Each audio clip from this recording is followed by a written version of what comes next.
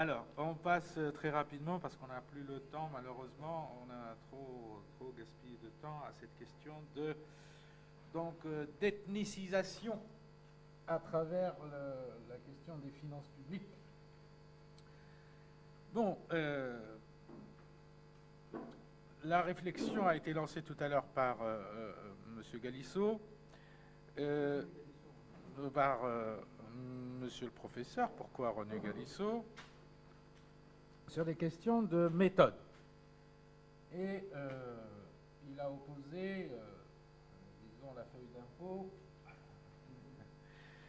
à quelque chose qui serait un peu plus, disons, à l'arrière-plan, c'est-à-dire des mécanismes de type structurel qui sont...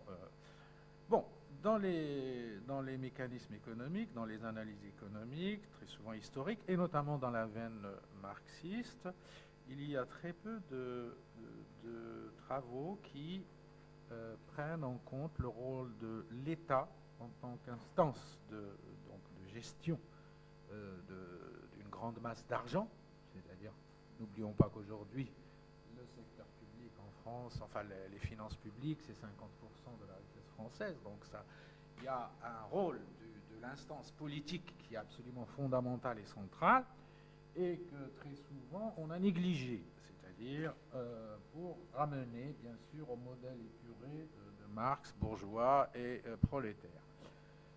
Bon, dans la question algérienne, je disais tout à l'heure que la colonisation n'est pas une parenthèse, c'est-à-dire elle s'inscrit dans un continuum historique, donc il n'y a pas de rupture comme ça, brutale, des choses comme ça. Dans la question algérienne, aussi bien aujourd'hui que sous la colonisation qu'avant la colonisation, la question de l'État, ou enfin d'une instance centrale qui serait appelée l'État, est tout à fait fondamentale sur le plan de l'économie et sur le plan de l'évolution politique et sociale de la société. Cette question, pour moi, se ramène, c'est après, bien sûr, ce n'est pas comme ça, dès le départ que j'ai posé ce type de problématique, c'est bien après 20 ans de travail, aussi bien sur l'avant-colonisation, la colonisation, l'économie de l'Algérie indépendante. Elle se focalise sur une question centrale qui est la privatisation de l'État. Donc c'est cette question centrale que je vais essayer d'éclairer concernant une partie de l'histoire algérienne, puisque c'est la même question centrale qui se pose à l'époque des janissaires ou à l'époque d'indépendance. Cette question-là qui, me semble-t-il, pourrait nous expliquer, nous éclairer un certain nombre d'événements, un certain nombre d'évolutions et de dynamiques. Pour cela, il faut bien sûr aller à l'analyse des finances publiques et donc voir quel est le rôle que jouent les finances publiques dans le mouvement historique. Alors donc je vais me restreindre à l'époque coloniale, bien que, comme je l'ai dit dans le résumé, vous l'aurez vu, que cette période est éclairante. Pourquoi ? Parce que la dynamique des finances publiques va être d'une continuité assez remarquable entre la période des janissaires.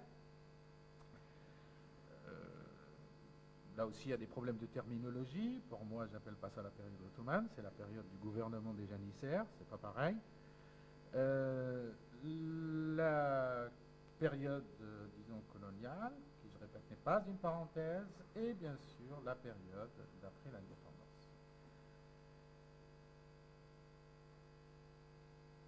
Alors, sur la période coloniale, nous avons une chronologie remarquable. On pourrait distinguer, disons, deux phases, deux périodes importantes, avec une rupture, disons, dans le système de gestion administrative coloniale, avant la Première Guerre mondiale et après la Première Guerre mondiale. Parce que, effectivement, les choses ont tout de même changé, évolué, et si on ne fait pas cette distinction, là, on ne peut pas, notamment par système bancaire, des tas de choses comme ça, il y a une nette, tout de même, il y a une nette distinction entre les deux périodes. Mais seulement la période d'après la Seconde Guerre mondiale, d'après la Première Guerre mondiale, d'après 1918 pour dire les choses plus précisément, hérite de toute, comme dirait Gramsci ou choses comme ça, de tout un ensemble de pratiques, de cultures, de tout ça qui viennent de la période antérieure. S'agissant des finances publiques, donc jusqu'à 1918, sur le plan pratique et sur le plan du droit, s'agissant de l'agriculture particulièrement, donc je ne parle pas de la question des patentes en ville, des choses comme ça,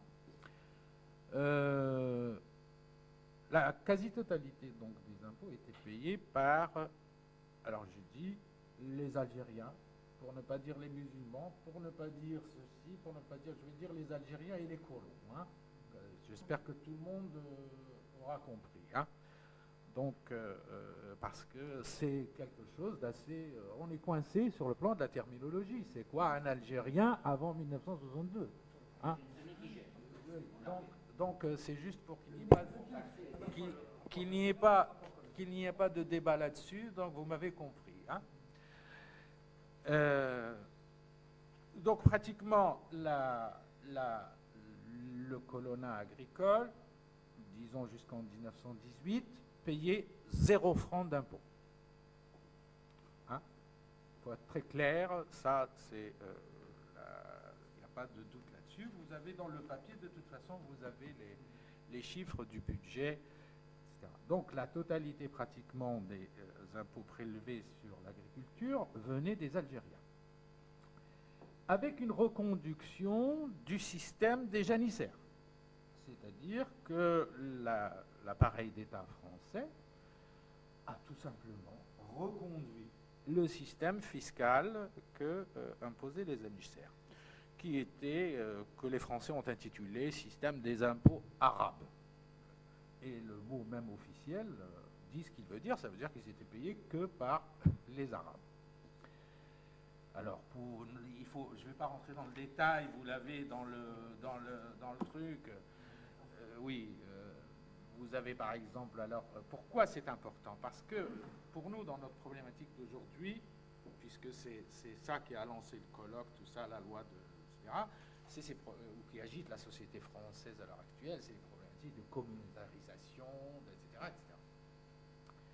Or, là, il s'agit de pratiques d'un État, d'une administration, qui communautarise, c'est-à-dire qui fait une discrimination de type civil, dans le sens où il y a une communauté qui va payer des impôts, l'autre qui ne paye pas, et ça va très loin, puisque le fermier colon européen d'un propriétaire arabe ne paye pas les impôts.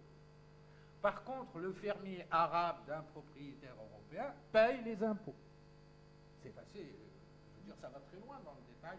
Ça concerne même les animaux, c'est-à-dire l'âne, etc. Bon, vous lirez tout ça dans ça. Bon, je ne m'étends pas là-dessus. Donc, voilà quelque chose qui... alors, vous avez bien sûr des tas de documents, même des rapports parlementaires sur... aussi bien à l'Assemblée, à la Chambre des députés qu'aux délégations financières, aussi bien en Algérie qu'à Paris. De toute façon, vous avez tous les documents à votre disposition, même ceux qui ne veulent pas se fonder uniquement sur un papier ou un travail comme le mien. Vous avez donc des références tout à fait officielles qui donc décrivent cette situation où voilà une définition communautariste de la fiscalité, où une des communautés, disons, moi je n'aime pas ce mot-là, mais enfin, définie comme communauté, les Algériens, les Arabes, comme disait l'administration française, payaient la totalité donc des impôts, les Européens, les colons, notamment les colons agricoles, n'en payant rien. Hein, rapport d'un parlementaire, 0 francs. Bon, ça c'est jusqu'en 1918. Bien sûr, ces impôts ont été supprimés après 1918, et c'est pour ça. Je ne vais pas m'étendre là-dessus, c'est pour vous montrer que 1918 constitue tout de même une sorte de date importante dans cette histoire. Avec aussi, à côté, la suppression du code de l'indigénat, des tas de choses qui sont arrivées dans les années 14-18. Bien. Maintenant, une analyse de finances publiques ne se contente pas de dire ça. Parce que si évidemment ces impôts-là étaient reversés à ceux qui les avaient payés sous forme de services publics, il n'y a pas de problème. Seulement le problème, c'est que ces impôts-là servaient de façon très minime à des services publics rendus à ceux qui les avaient payés. Vous avez dans le papier le détail des dépenses budgétaires d'État, des dépenses communales, des dépenses départementales. Et à l'époque, comme de toute façon, il n'y avait pas de honte à avoir des statistiques par communauté, par ethnie, par ceci, par cela. Donc on arrive, à travers les documents officiels, on arrive très bien, l'administration nous donnait carrément, voilà, on a dépensé tant pour les Arabes, on a dépensé tant pour les Européens. Bon, imaginons par exemple, si je prends, je sais pas moi, je prends par exemple, d'abord à peu près la moitié de ces dépenses était, disons, consacrée à la mise en valeur, c'est-à-dire aux travaux publics. Donc, la remarque que je faisais tout à l'heure à notre ami, c'était que la valorisation des fermes, elle ne tombait pas du ciel. Il fallait des routes, il fallait des travaux d'assainissement, il fallait ceci, il fallait cela. Ce n'est pas uniquement un travail individuel d'un individu perdu dans la cambrousse, n'importe où dans le monde. N'importe où dans le monde. Ce n'est pas la question de la spécificité algérienne, c'est l'économie. On ne va pas monter une ferme comme ça, ce qu'on appelle Alfred Marshall, l'économiste anglais. C'est-à-dire qu'il faut ce qu'on appelle des infrastructures, des dépenses de l'État, etc., etc. Bon, si je prends par exemple les dépenses budgétaires centrales, à peu près 50%, si je prends les dépenses communales, etc., c'est à peu près la même chose, donc qui sont allouées à la mise en valeur de la colonie. Oui. Ça explique que la vie politique à l'époque coloniale était très concentrée au niveau du Conseil général.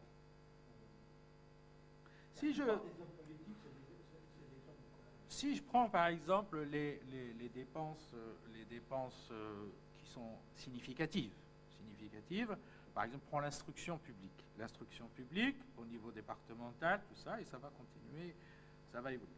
Montant alloué aux indigènes. Alors j'ai fait des moyennes, vous verrez dans l'article. Montant alloué aux indigènes, 18% du total.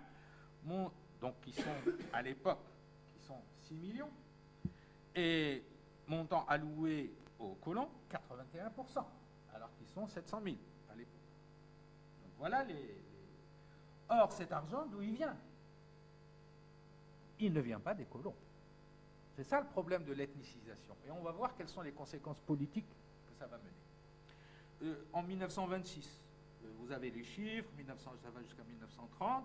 Par exemple, 1930, instruction publique, indigène, 34 millions de francs, colons, 144 millions de francs. C'est les chiffres du budget de l'État français. Hein, c'est pas...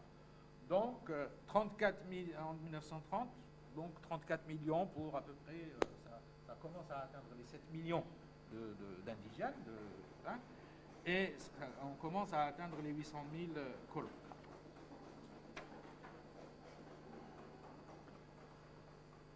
Donc, alors, si l'on reprend la question depuis 1830,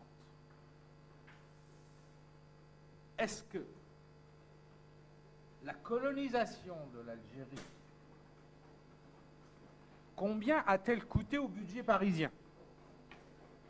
Parce que ça, c'est des questions qu'on agite sur le plan idéologique, avec de l'émotion, avec des tas de choses, mais les chiffres, où sont-ils? D'abord, la conquête elle-même. La conquête elle-même, d'après les données budgétaires parisiennes, a coûté à peu près 45 millions de francs de l'époque,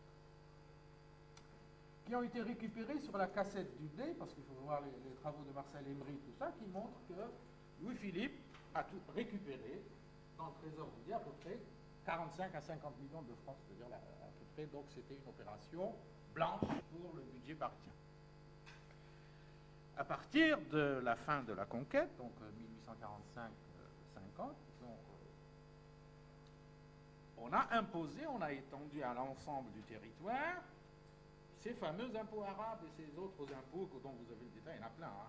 C'est-à-dire, il y avait même l'impôt de capitation, c'est-à-dire on payait du fait qu'on existait, le fameux impôt romain, etc. L'impôt de capitation, sûr que les seuls indigènes, les seuls payaient, les colons étaient dispensés, des tas de choses comme ça. Vous avez le détail dans le papier, de toute façon, puisqu'on n'a pas le temps de... ce qui veut dire que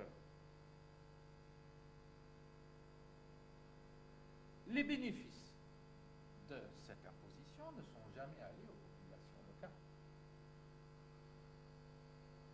D'une part.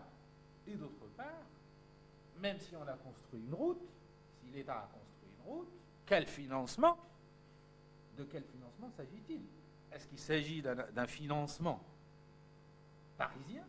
Est-ce qu'il s'agit d'un financement fait par des impôts sur les colons? Ou est-ce qu'il s'agit d'un financement obtenu par des impôts sur les Arabes? Et donc, la question émotionnelle de dire « Ah oui, mais moi j'ai laissé une route ». Mais si l'argent venait des Arabes, si les cantonniers étaient des Arabes, il n'y a que l'esprit, bon, c'est bien, les lumières de la civilisation et l'esprit des lumières, je veux bien. Encore que, je vous renvoie à mon travail sur la banque et le Hamas, la compagnie algérienne de crédit et de banque utilisait des Hamas et s'en glorifiait dans les rapports de son conseil d'administration. On n'a jamais apporté la lumière du rapport marchand, du rapport capitaliste, etc. etc. Bon, terminé sur le plan factuel. Sur le plan analytique, ça veut dire que nous avons une structure qui s'appelle l'État, qui prend des ressources d'une communauté, qui en fait bénéficier une autre, donc qui crée lui-même le clivage communautariste et ethnique.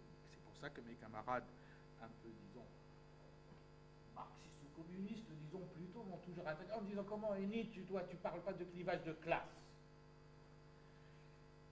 Parce qu'il n'y avait pas de clivage économique dans le sens, c'est-à-dire qu'il y a un État privatisé qui, donc, aux mains de personnes, de couches sociales, qui prennent donc des impôts sur des couches sociales données et qui en font bénéficier d'autres couches sociales. Voilà sur le plan, ce qui m'a amené, sur le plan de la méthode, à dire que sur le plan historique, il va falloir analyser le rôle central de l'État et des finances publiques dans certaines situations. D'autant plus que donc, le fait de faire bénéficier une communauté en faisant payer une autre, ça veut dire tout simplement qu'il y a une privatisation de l'État aux mains d'une communauté donnée, qu'elle soit arabe ou européenne, peu importe, il s'agit de quoi, et que dans ce cas-là, pour l'histoire algérienne, ça ne fait que la preuve d'une continuité, c'est-à-dire que la privatisation de l'État n'a pas été, de l'État colonial en tout cas, n'a pas été le fait, une invention de la colonisation française. Elle a existé ailleurs dans le monde, et elle a existé particulièrement en Algérie à l'époque des janissaires. Et elle a existé après l'indépendance, puisque la privatisation de l'État en Algérie continue encore. Et donc, il y a une question de continuité. Là, ça, c'est la première des choses. La deuxième chose, c'est que ces impôts qui ne bénéficiaient pas aux payeurs ont bien sûr dévalorisé ceux qui les collectaient, les notabilités traditionnelles, qui étaient arabes, dans le langage de l'époque, disons, l'administration, qui ne rendait pas les services publics qu'il fallait en retour, et les colons qui en bénéficiaient. Donc, ce qui fait que le mouvement national algérien va se trouver être, à mon sens, dans une convergence entre trois types d'opposition. Une opposition ethnique créée par ce système, non pas une opposition de classe, c'est donc une opposition de type ethniciste entretenue par le système lui-même, par l'administration, donc entre Algériens colons, une opposition de type politique, égalité de conditions de type tocquevillien entre une opposition avec l'administration coloniale elle-même, l'État colonial, donc la récupération du politique, et une opposition de classe, là, entre ceux qui payaient les impôts et les notabilités traditionnelles algériennes qui les récoltaient. Et c'est pour ça que, évidemment, il y a une disqualification de toute notabilité dans le mouvement indépendantiste qui ne reprendra, c'est-à-dire que pour sortir de cette disqualification, il va falloir attendre les années 1930, 40, avec l'émergence de certaines notabilités. Donc voilà la convergence de trois éléments qui vont faire que ce ne sont pas des notabilités qui vont conduire le mouvement national ou indépendantiste, mais ce que j'appelle moi le sous-prolétariat des campagnes. Et là, c'est un autre travail que j'ai fait, qu'on connaît, d'autres connaissent. Et donc et là, je ne suis pas du tout, je ne suis contre absolument la thèse de Fanon. C'est-à-dire, c'est pas la paysannerie qui a mené le mouvement national. Au contraire, dans mon travail sur la paysannerie entre les deux guerres, que tu connais, toi, je démontre bien que ce n'est pas la paysannerie qui a été révolutionnaire. C'est le sous-prolétariat, les gens sans terre des campagnes, donc, qui ont suivi, parce qu'il va se former une idéologie articulée autour de ces trois éléments. Et je crois que les travaux de Mohamed Hafi, de tous les gens qui ont étudié les textes du mouvement national, montrent bien qu'il y a tout de même convergence entre les trois éléments que j'ai signalés. Et l'objet du papier, c'était de donner la base objective à ces trois éléments pour montrer comment ils nourrissaient une idéologie du mouvement national algérien